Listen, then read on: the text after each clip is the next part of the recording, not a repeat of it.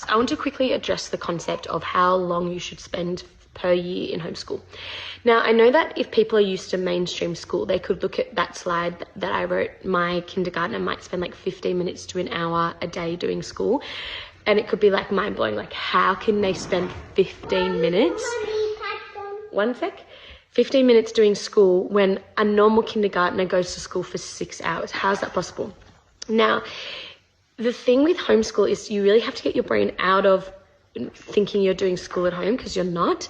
It is a lifestyle, and we have the philosophy that our children are learning through all of life, and the way we structure their days, the resources we give them, the experiences we give them, the training we give them, all include in school. When I say 15 minutes, I might mean 15 minutes of intentional handwriting or reading or doing something that's a very intentional learning experience.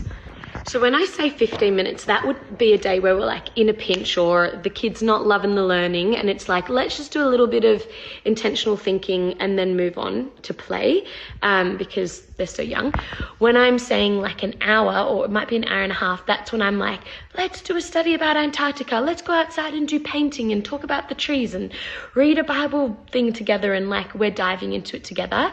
Then they're having that longer intentional time. Now, that doesn't mean that's the only time with me.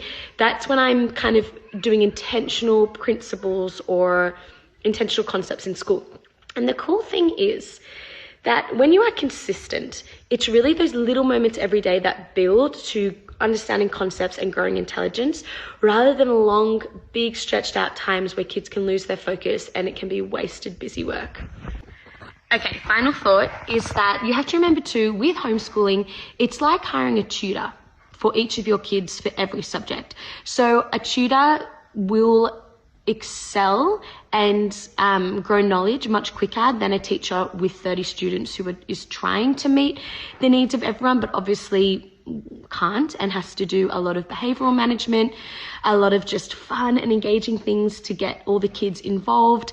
Whereas me, if we're sitting down and doing something, we're sitting one-on-one doing it, dealing with their challenges, their issues, their level, in their learning style, in a way that's achievable for them. So if a child loves a certain subject, obviously we'll do more of that.